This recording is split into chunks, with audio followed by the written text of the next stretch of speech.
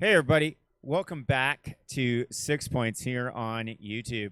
And this is part 3 of a 4-part service series covering what is the Bible? What is this giant book all about? You can check out the tabs and the cards for the other videos in this series. We've got an overview of the Bible and then also an overview of the Old Testament. This one is going to be an overview of the New Testament, which is the other major breakdown of the Bible. So one thing that is interesting about this giant book is the Old Testament was written over about a 1,500-year period of time. The New Testament, not so much. We're going to start with what the New Testament is not. First of all, it is not 27 books. It is 27 books and letters. Actually, most of them are letters. So where the Old Testament focused on prophets and the Israelite people, the New Testament focuses on this group of people called Christians or apostles. And there are 27 different writings in the New Testament. There are 4 biographies of Jesus. Matthew, Mark, Luke, and John. Matthew, former Roman tax collector, writes a biography. And he spends a lot of time on what Jesus says. Famous Sermon on the Mount, for example, is in Matthew. It is the largest sermon given by Jesus that's recorded, and it also encapsulates Christianity 101. Mark is the second one in the list, and Mark is like the Michael Bay of biographers. He is a student of Peter and a professional scribe, Peter being the Apostle Peter. And he's a professional scribe, so he knows how to write, but he focuses on all the action set pieces of the life of Jesus. So if you want a relatively short version of Jesus's life that's action-packed, Mark is your one to go to. It's also probably the easiest one to read. So I personally like reading Mark a lot. And then Luke is number 3 on the list. And Luke is the Gospel according to Luke, part 1. Part 2 is another book, but part 1, he's a doctor, and he's been commissioned by a man named Theophilus to compile eyewitness accounts and put them in a orderly fashion for this wealthy individual. And he says that straight up in his book, that that's why he's doing it, is because he's been commissioned to do it. He's an eyewitness himself, but he's also interviewed other eyewitnesses as well. And then we have John. Now, Matthew, Mark, and Luke all cover about 80% of the same events in the life of Jesus. However, John, he's different. He doesn't cover those events for the most part. He covers a lot of other events. And his main focus is portraying Jesus as God, as the great I am, the God in person. So there's a lot of deep theology that goes on with John, and he shows the deity aspect of Jesus's life. The other thing about John is how it's written. John is self-described as the disciple Jesus loved. Now, Jesus loved all the disciples, but John recognized he loves me. And that definitely comes out in his portrayal of Jesus, that personal love. Now we get to the only history book in the New Testament outside of the 4 biographies, and that is the book of Acts of the Apostles, or just commonly called Acts.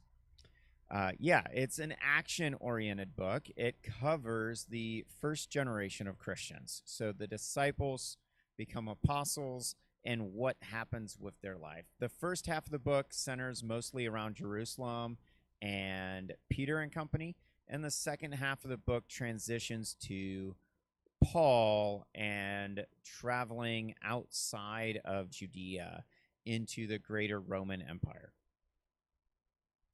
Also, Acts of the Apostles is like the Gospel according to Luke, part 2. because it was also commissioned by this Theophilus guy as a collaborative collection. He commissions Luke to write both of these histories, one specifically on Jesus of Nazareth, and then the other on what happens after the death and resurrection of Jesus. So all 5 of these books cover a time period of about 60 years. That's a big difference from the Old Testament. And they're the only history books. The rest of them are letters. So we have 9 Pauline church letters. These are letters written mostly by Paul, who was originally Saul of Tarsus, but later became the Apostle Paul. And he writes them to Christians. That's definitely something you want to keep in mind when you're reading these, is he is not writing to these cities as a whole. He's not writing to the wealthy elite. He's not writing to the local government, petitioning the local government. He's writing to Christians, people who claim to be Christians in those cities. And sometimes he's not very nice about it. He's like, hey, you claim to be Christians, but you are definitely doing it wrong. In these 9 letters, they were open letters. We have open letters today, and these were open letters at that time. So we know Paul spearheaded the letters, but he didn't write them alone. Each and every one of them list other authors in addition to the Apostle Paul. Just the Apostle Paul was the one spearheading the effort. Then we have 4 personal letters by Paul, 2 to Timothy, 1 to Titus, and 1 to a guy named Philemon. Now, Philemon is interesting because it's the only one Paul does not overtly reference the resurrection of Jesus. In all of the other 12 letters that we have by Paul, he references the resurrection of Jesus overtly, usually more than once. But Philemon is very short. It's only 1 page long, 1 chapter, and he doesn't talk about the resurrection of Jesus. Instead, he talks about a runaway slave who caused a lot of problems for his owner when the slave ran away, and how he's a different man now. He's now a fellow believer, a fellow brother in the family of God, a Christian, and how Philemon should not only welcome this guy named Onesimus back into his household as a slave, but make him an heir to his estate, make him a family member, because he's such a different man through Christ.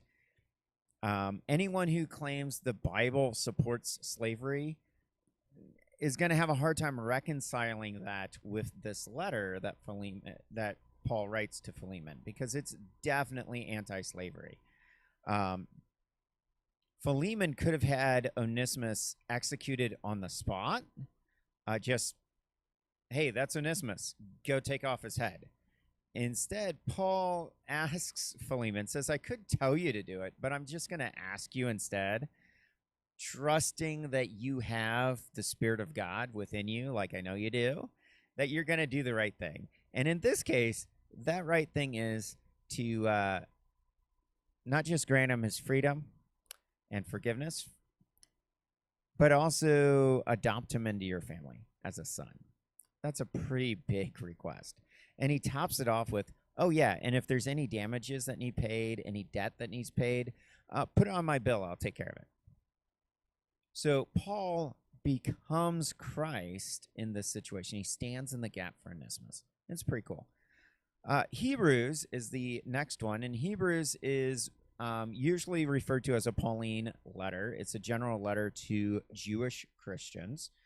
However, the writing style is very different, and most historians and theologians that I've looked at think it was most likely written by a first or second generation group of students of Paul, because it has Pauline-esque type writing style, but it's very different from the other letters.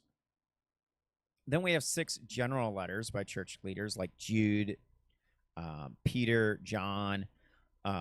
that are just to Christians at large, just general letters to Christians, how to behave as Christians and what to do. And then the last letter is interesting. It's written by John, the same John that we talked about before, but he's a prisoner on the island of Patmos. He's sitting in church praying, and he has this weird, crazy, psychedelic dream.